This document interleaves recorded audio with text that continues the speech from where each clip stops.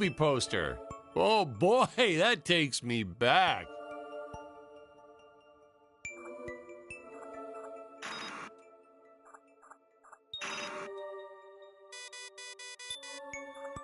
We digitally cleaned up the old 35 millimeters. Much nicer now, huh? Yeah, well, actually, I hadn't noticed. It looks all right.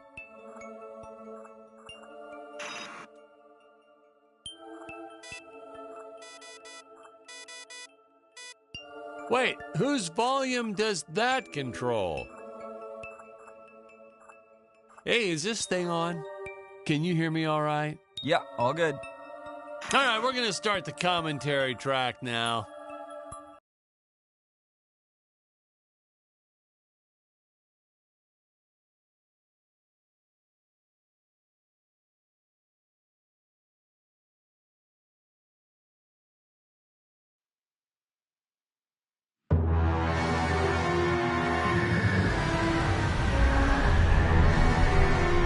Hello, Dan Smith here. I directed this film back in, well, it feels like a century ago. Yeah. The studio asked me to provide a commentary track for the DVD release. And wham! Straight into the action. No fluff or anything. That's what we did back then. Crash-landed ship. Out pops our hero, the fearless Dick Starspeed.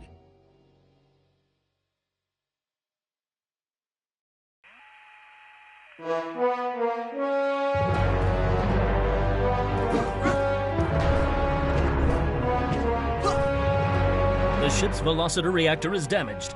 I believe that I am stranded on an alien planet. Played, of course, by actor Jonathan Digby. Went on to some minor roles after this. Such a shame. I thought from day one this guy's got leading man written all over his face.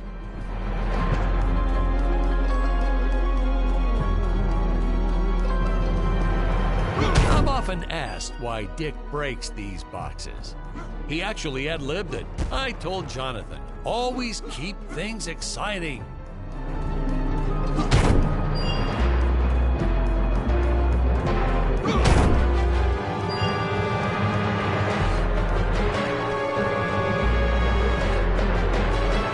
Greetings, citizens of Gravoria. I am Dick Starspeed, and I come in peace.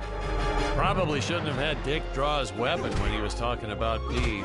Well, maybe one day we'll go back and CG it into a sandwich or something instead. Ha! Just kidding. And this is what people pay to see. A no-name middle-aged B-list actor duking it out with stuntmen in costumes.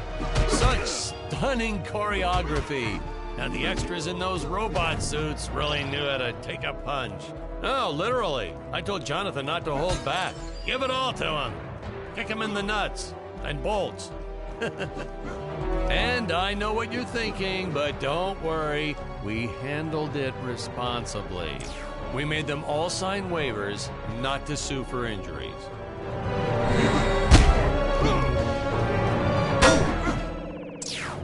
Holy smokes!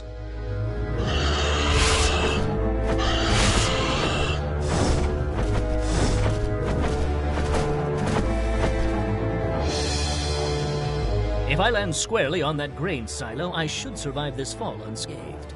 Well, I shouldn't say this now, but you could actually see the strings if you squinted hard enough. A screenwriting trick from back in the old days. You put a grain silo or some haystacks down and it solves all your gravity-related problems.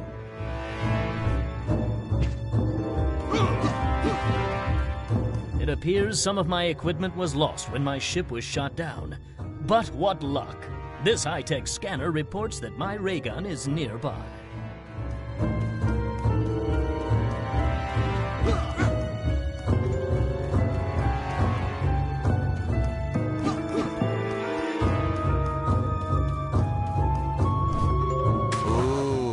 The fearless sea monster, always patrolling the shore, eagerly awaiting for his next meal.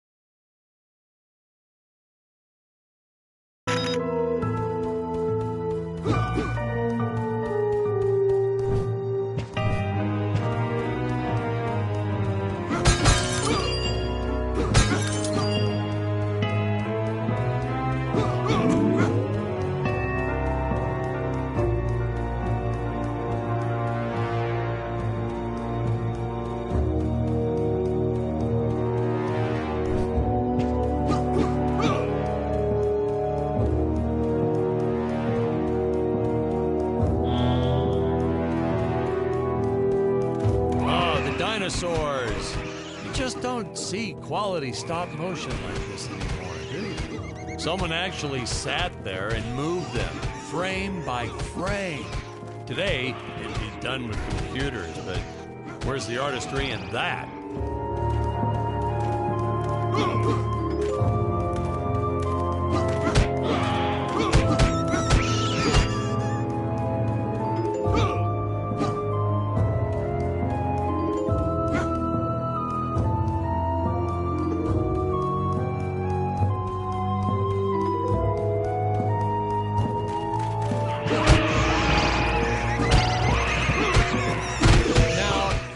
The trees here look a little plastic. Well, it's because they are. I took them from the set of my last film, Vampire Island 2.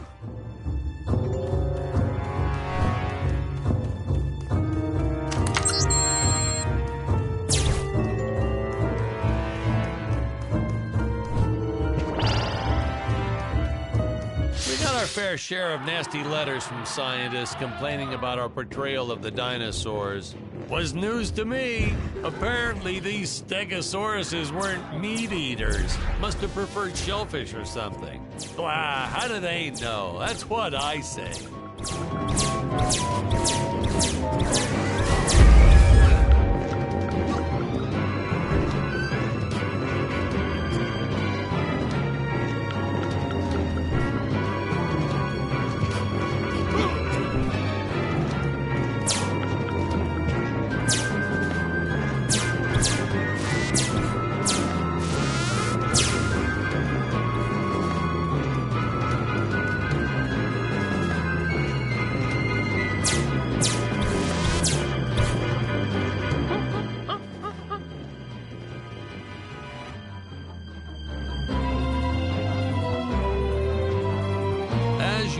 The local population is defenseless. That's where our hero steps in and saves the day.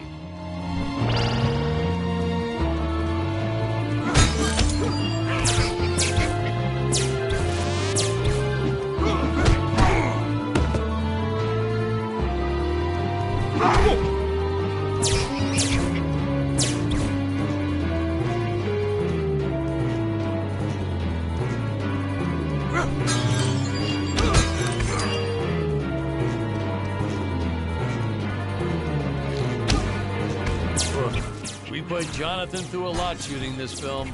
He wasn't the best actor, especially when reacting to getting hit. He's what you call a flincher. So I told the stuntman to really just go to town on him. It's the only way to get an honest performance sometimes. Our props master tried to make the weapons soft, but there's only so much you can do. Lucky for us, Dick's entire body was covered in that spacesuit. That thing was a lifesaver when it came to hiding bruises.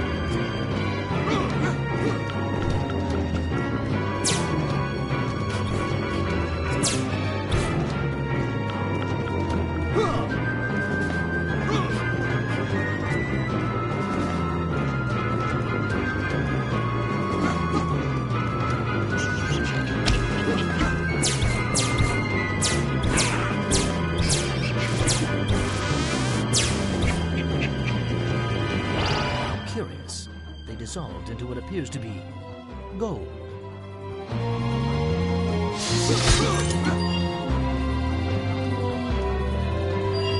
You'll notice the gold disappears when Dick touches it.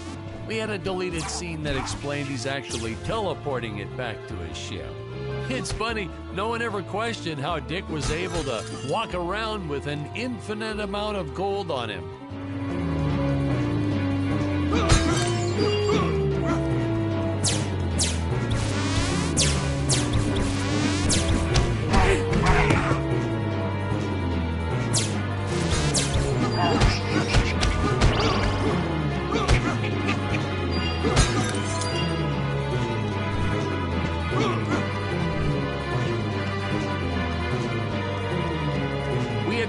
to these shots.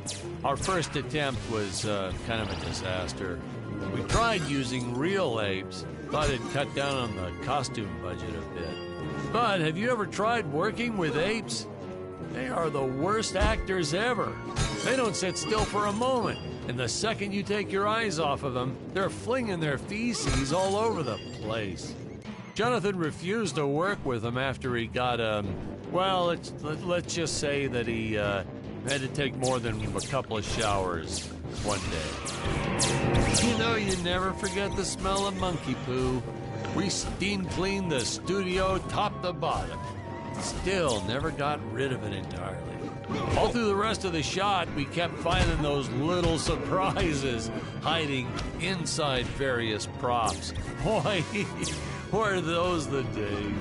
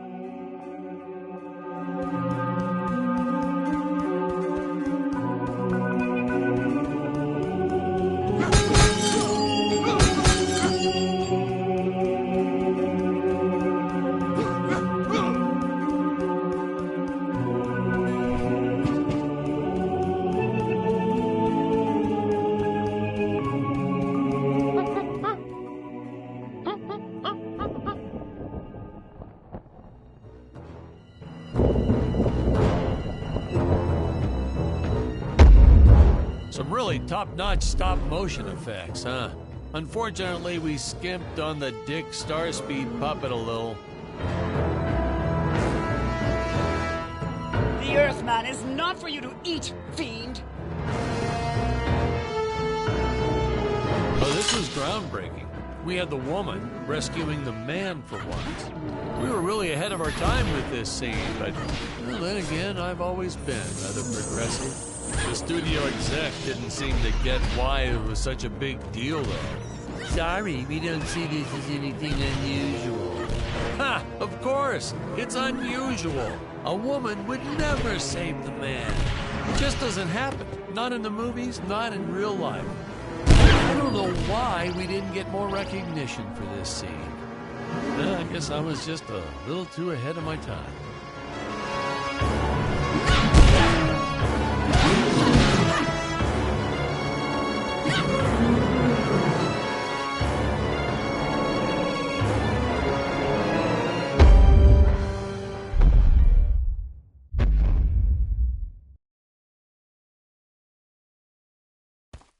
Thank you for saving me, strange woman. What is your name? I am the magnificent Scarlet Nova. Do not question my motives. Just be happy that you are still alive. I must speak with my father at once. I shall teleport to his chambers.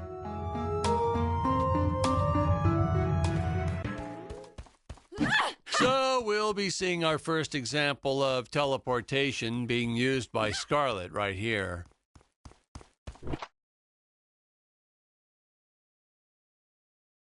Huh?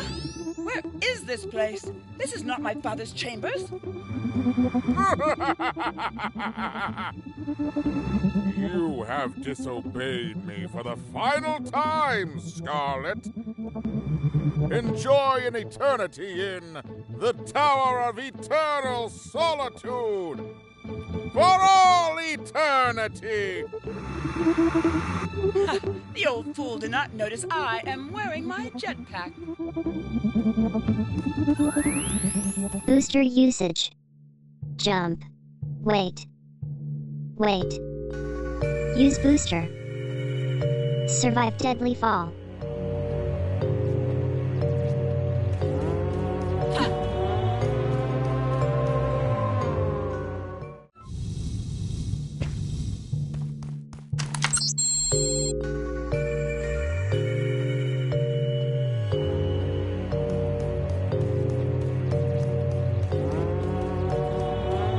Scarlet didn't quite realize she needed to shoot those energy orbs down below. Keep in mind, Stacy was doing this on a soundstage, okay?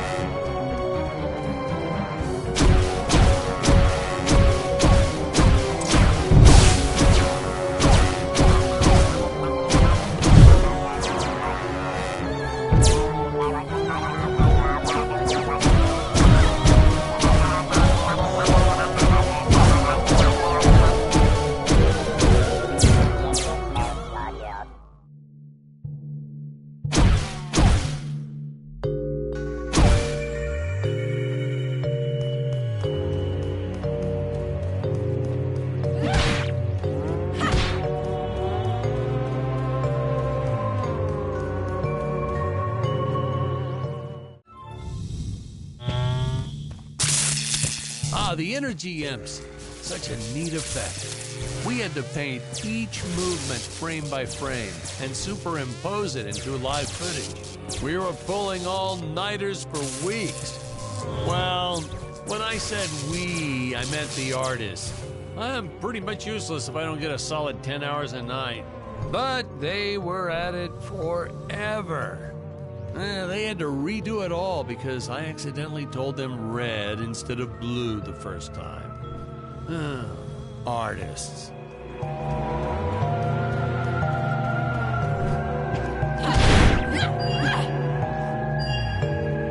Curses! My father revoked my access to the teleport terminals. I shall only be able to utilize the ones I activate manually.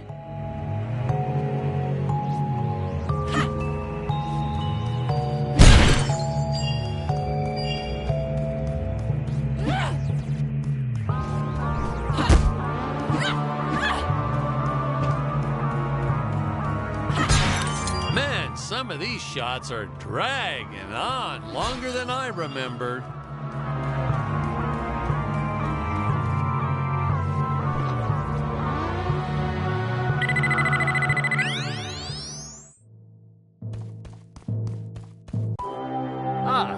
knew you would return.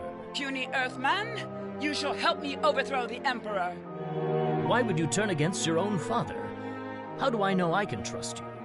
Oh, this scene. This is practically Shakespeare in outer space. Just as the entire planet does. And, huh? Patrick, what's wrong with the video? Sorry, sir. Technical problems. Darn it, we're missing some really good writing here. There. Sorry about that. Well, we just passed right by her big scene. Basically, they agree to work together, but one must stay behind in the sleep chamber at all times. Should I rewind? Never mind. I'll continue from here.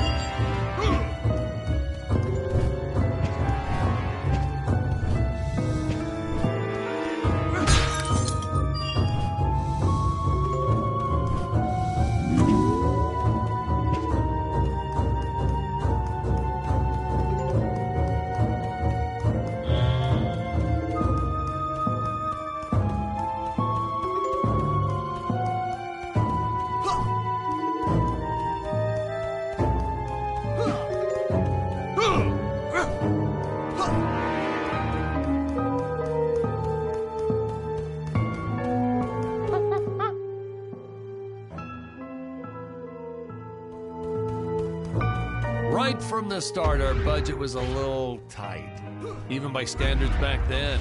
To make do, Tony shot a couple scenes in black and white. Originally, he intended to use it for flashbacks. But then I had to break it to him. Our film doesn't have flashbacks. We almost made it a silent film just to cut costs.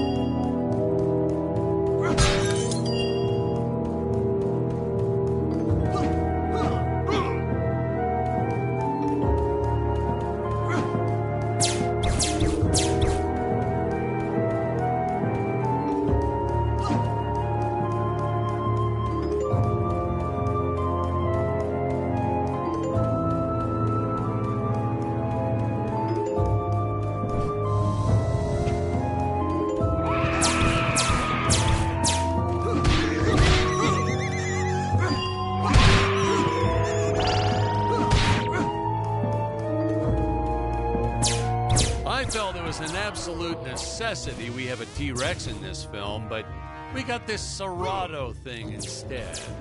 Of course, I went through the whole production thinking it was a T-Rex because, really, who can tell the difference anyway?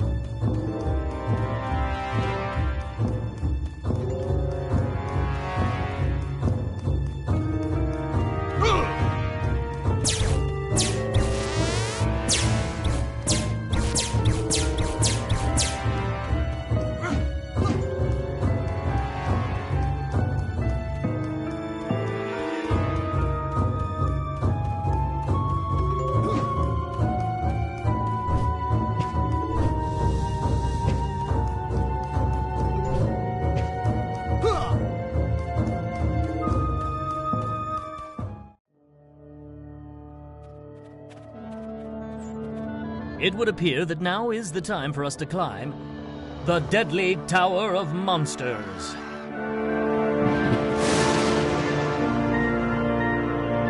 Good screenwriting 101. Always announce the title within the film itself. How else are you going to let the audience know your heroes really mean business? Now, that weapon, it's just an electric shaver, but you know, I bet you'd never guess it was, would you? They look so futuristic.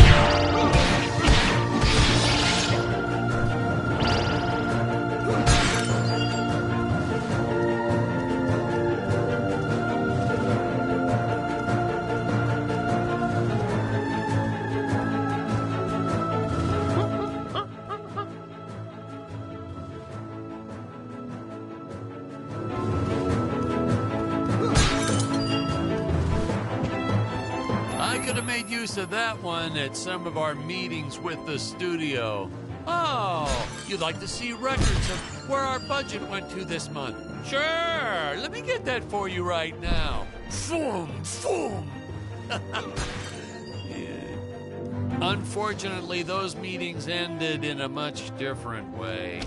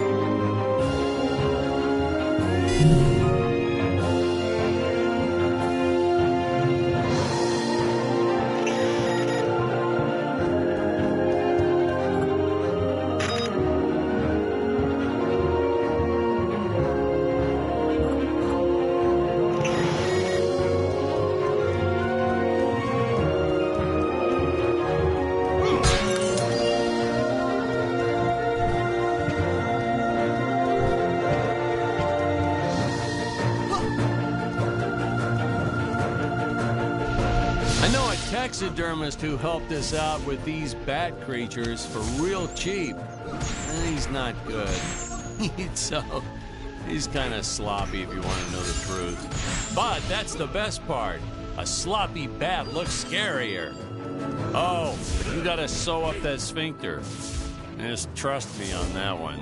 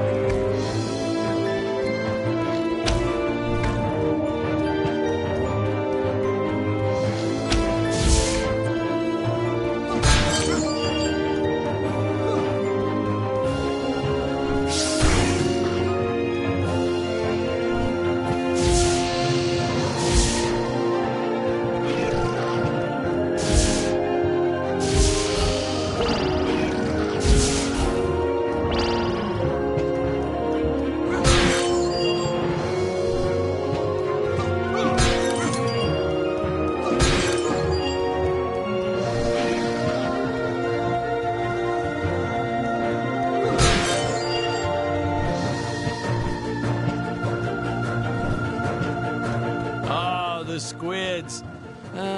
Some board member had these nephews who really wanted to be in the films.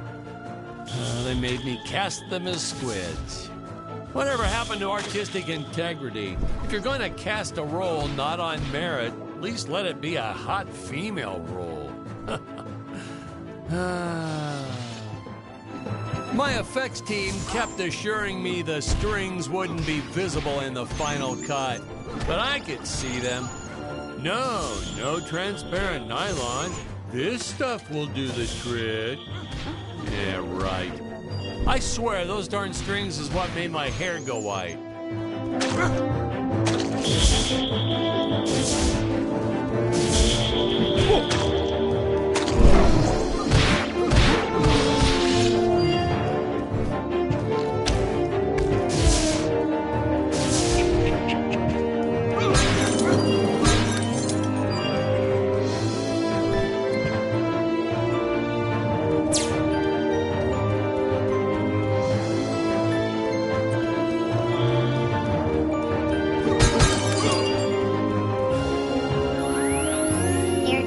Usage.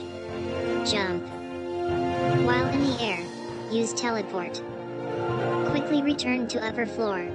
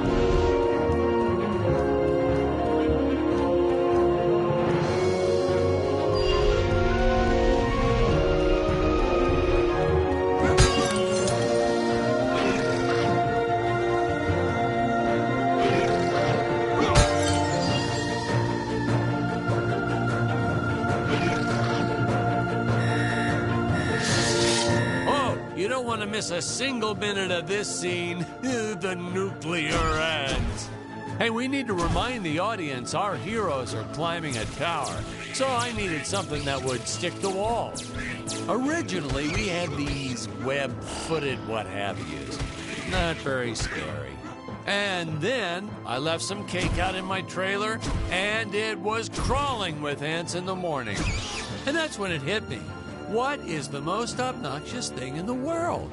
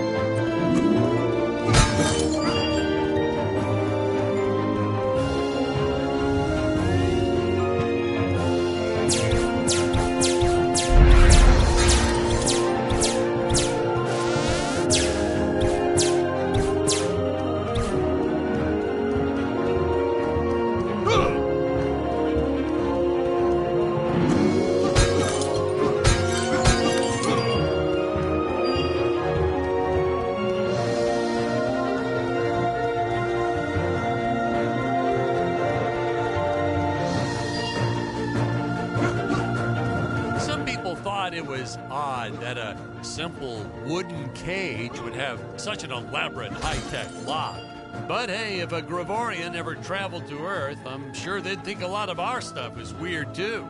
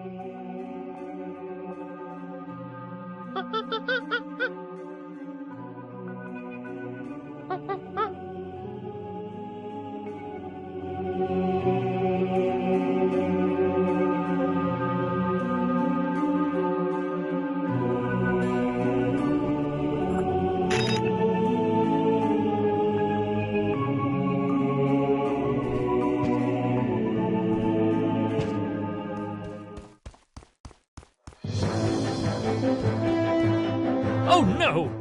This head belonged to my co-pilot robot. He was the most loyal companion in the galaxy. Dick.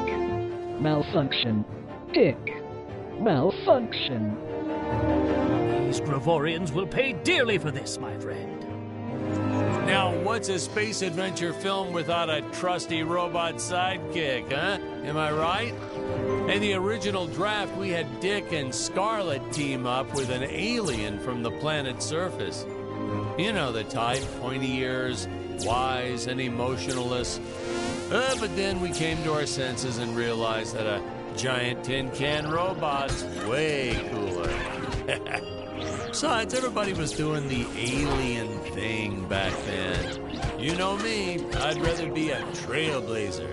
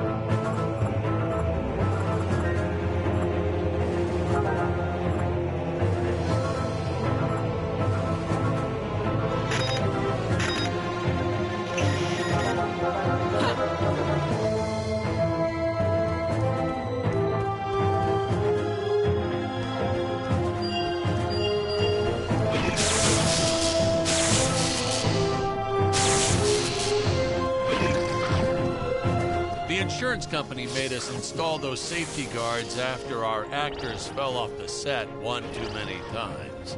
Granted, they kept falling off even with the rails, but thanks to how the contract was laid out, we were no longer liable for their injuries.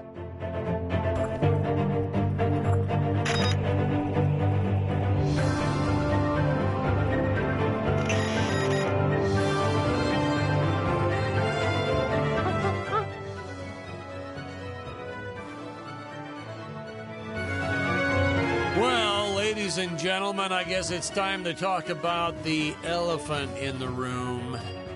Why on earth does this crazy film have title cards on screen when people are talking? You're thinking that, aren't you? I know you are. I would be too. Well, we had thought about making it a silent film at one point, so we shot a lot of scenes up close like this, with the dialogue written out for the audience to read. Well, when we swapped over to making a talkie, well, we just decided to keep on going rather than reshooting all those scenes.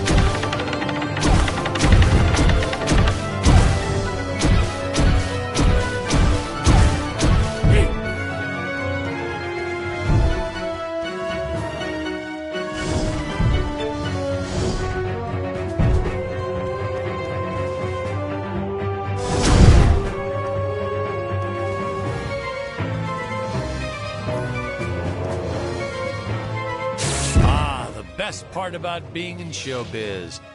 Craft services. It's like never-ending supply of free food all day long. I never had to pay for a single meal. Hey, Patrick, I noticed you guys don't do that here in your studio. You should talk to your boss. Maybe even just a bagel station.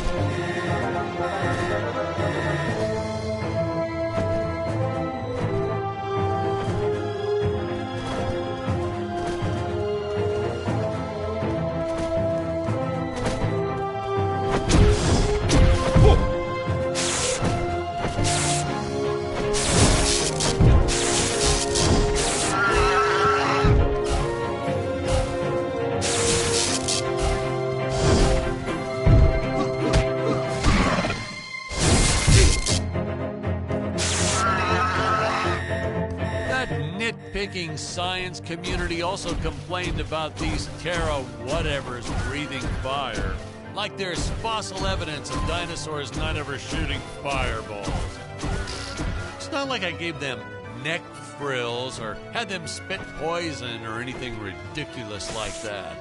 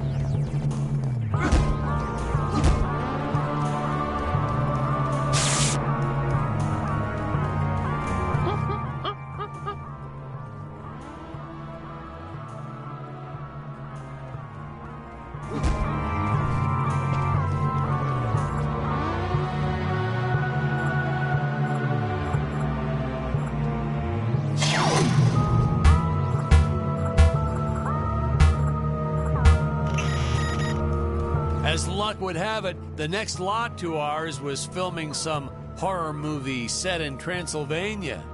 So we signed a soft contract with them to use their set after they wrapped for the day. And by that, I mean we kind of snuck in and filmed it real quick when no one was looking. I had my assistant Phyllis keep a lookout for the security guard.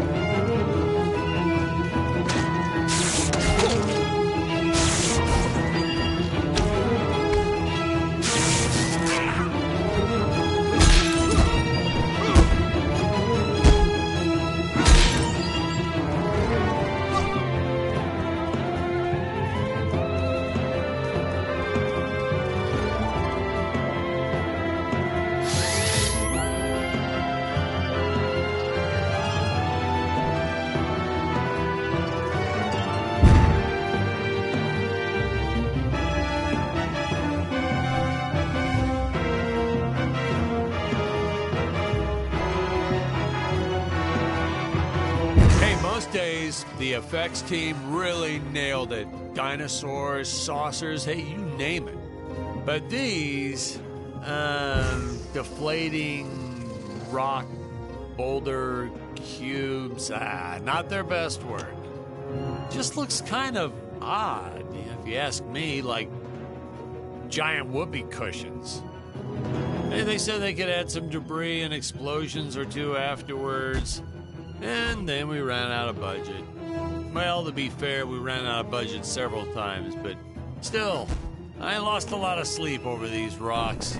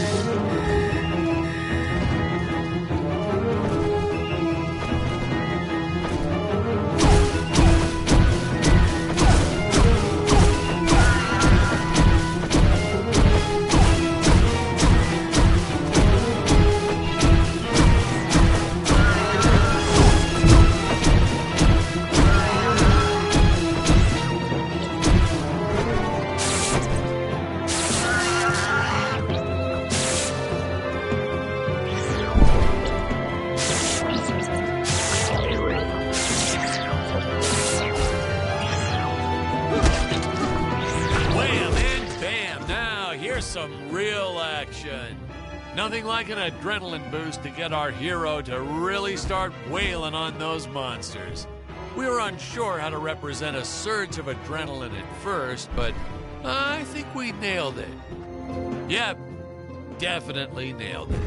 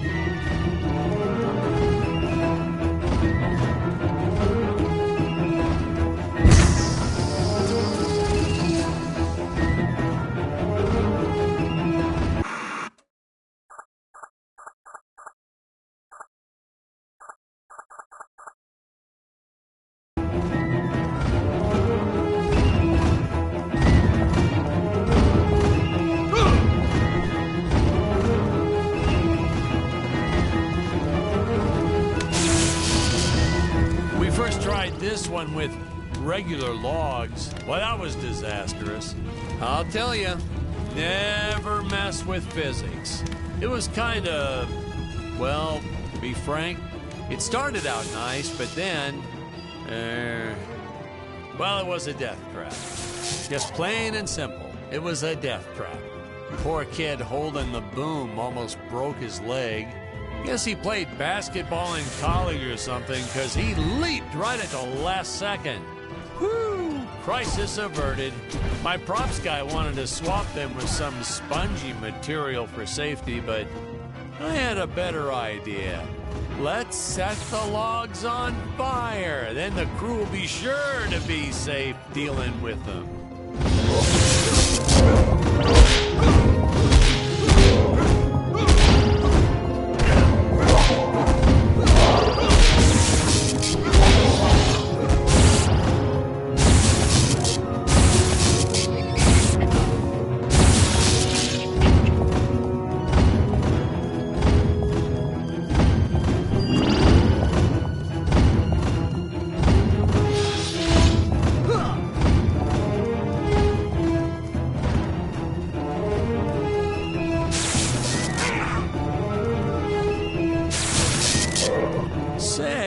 You know what I was thinking? With all this jumping and climbing and jumping, wouldn't this make a great video game? Isn't that what all those video games are about? Jumping around? Well, yeah, and killing. There's jumping too, but mostly the killing. What? Patrick, that's awful. What sort of example are we setting for our youth? Well, movies are pretty violent too. Your heroes have killed everything in sight. You had Dick shooting a dinosaur in the face in the first 5 minutes. Well, Patrick, that's different, you know? What we did on film, that was art. Video games aren't art.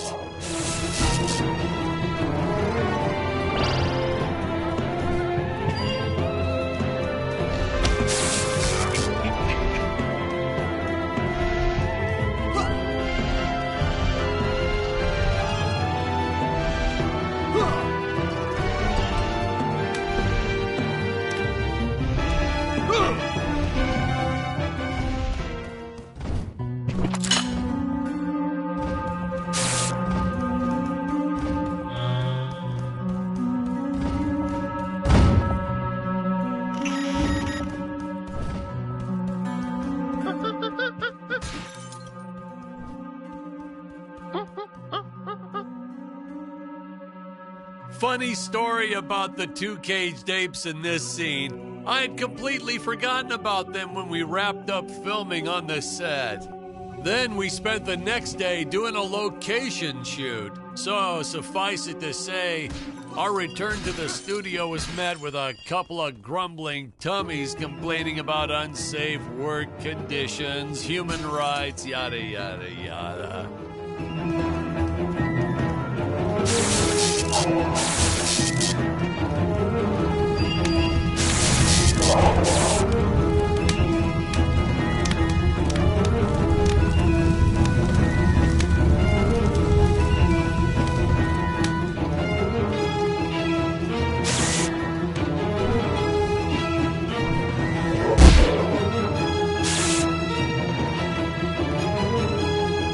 Hey, Patrick, I was thinking we should take a little break and get a bite to eat. You like Chinese? I know a great takeout. Well, we're not scheduled for a break for another few hours. Nonsense. Hey, you have to try the shrimp. It's the absolute best. But, oh, hey, I feel like I should warn you. It gives me horrible gas. But that's okay. We're friends, right? Really, sir. Studio time costs a fortune. Let's just stay on schedule. Good thinking. We can grab a real dinner together and go out for a night on the town, yeah. Two young bachelors on the prowl. Say, where do you youngsters go these days?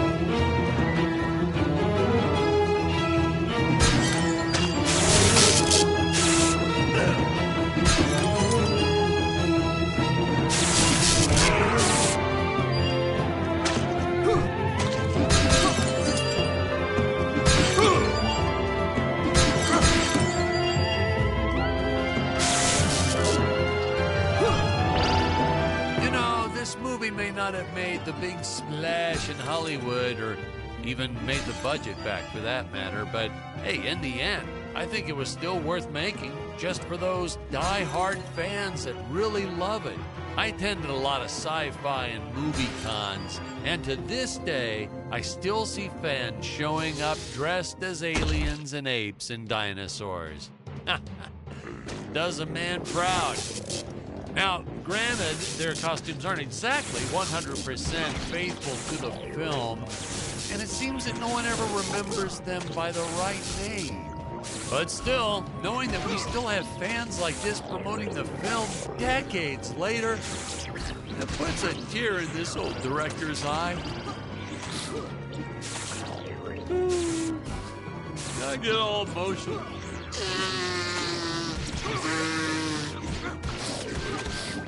Okay.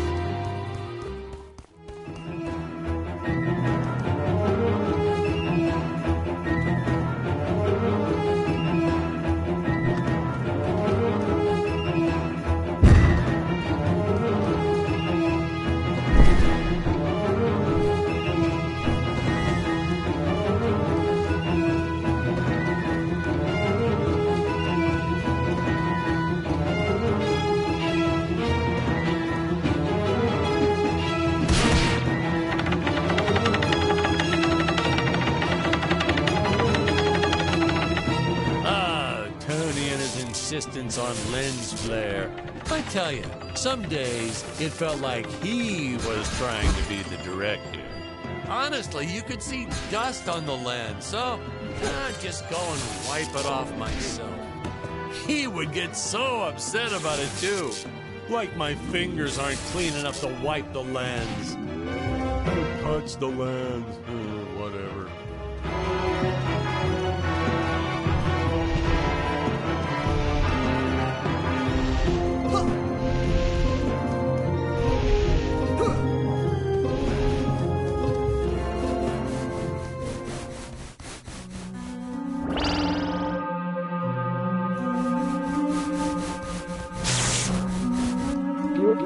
Danger. Human speed is not enough to pass through that fan. Chance of death 100%. Retrieve the time vortex device if you wish to go any further. Searching. Time vortex device detected. Device in dangerous area. Nuclear amps everywhere.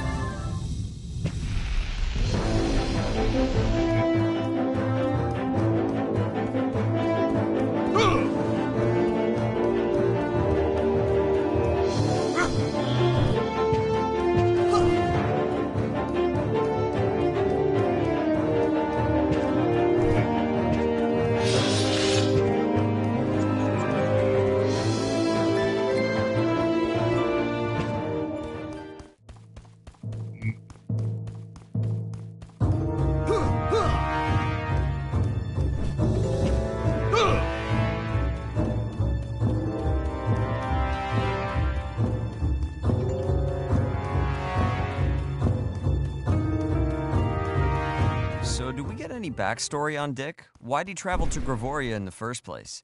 Did he do any research before landing there? Did he have a specific mission in that region of space? Patrick, if you keep getting bogged down by the details, how will you ever learn to just sit back and appreciate the work of art for what it is?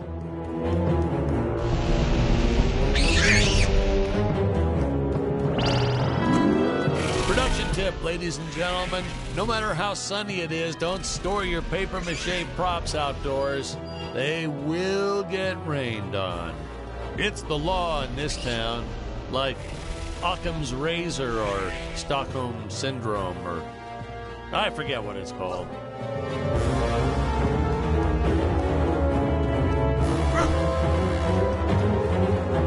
What in the cosmos? It's my co-pilot's body! I believe that I can repair him. Oh no! I am trapped!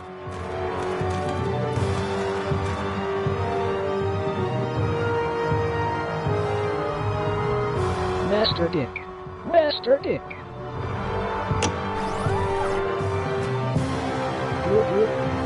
Functions restored. Threat detected. Must eliminate. Fun fact, we actually had an actor inside the robot suit moving him around. I bet you thought it was an actual robot, huh? That's how good he was. No rest breaks or anything. Hardest working actor I've ever met. What a trooper. It was a shame we couldn't afford to pay him. And of course, since he wasn't on the payroll, I couldn't officially add him to the credits. But still, what a trooper. Wish I had a dozen actors like him.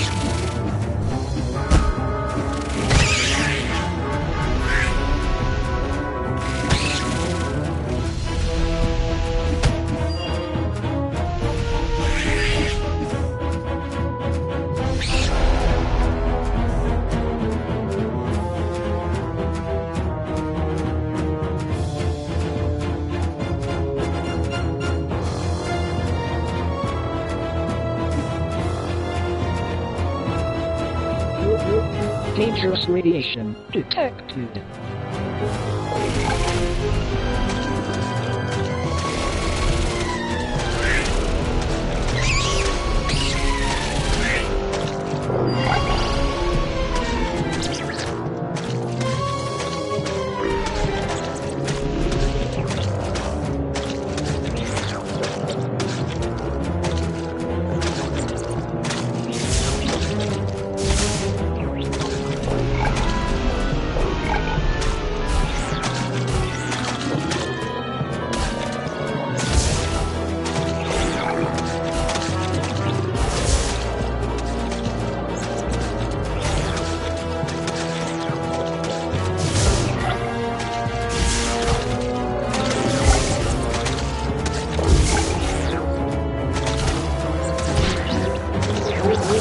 Eliminate with extreme prejudice.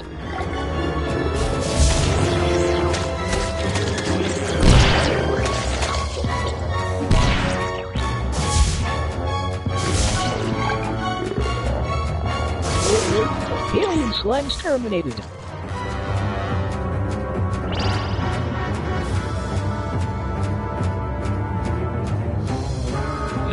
No, we didn't use the same material for the toxic waste as we did the slimes. I mean, why fake something when you have the real deal available? We found a place where people were just dumping the stuff away for free. I was hoping the crew members handling it might get some cool superpowers from it, but no, nothing like that.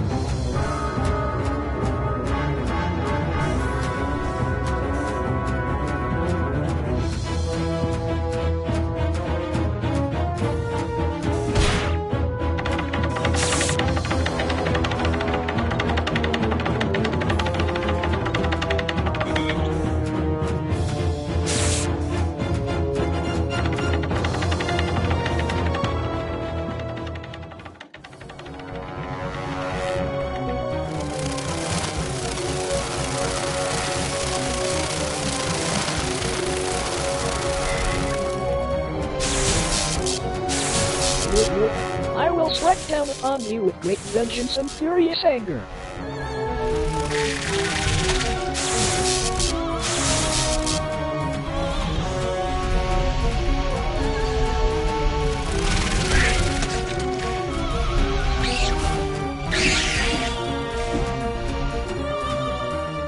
Oh, Robot, you're all right! And you saved the day. You're threat eliminated.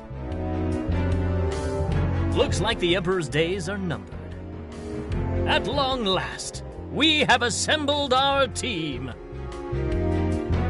A lot of reviewers and fans, too, always wondered why we shot so few scenes with all three heroes in it together. I mean, we did our best to explain it. Something about the sleep chambers or staying back to protect the ape village. Really, it was just logistics. Jonathan had bowling league on Tuesdays and Thursdays, and Stacy had her karate Monday, Wednesday, and Friday. Honestly, we almost never had all of them on the set at the same time. Our robot actor was in some religion that only allowed him to work on Sundays. I'm still a little skeptical about that one, though. Sir, it's just a guy in a suit.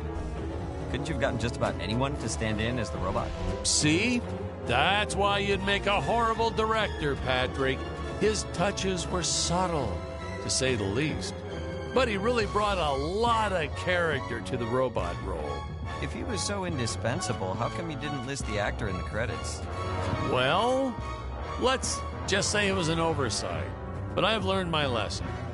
I only made the mistake 6 more times throughout my career.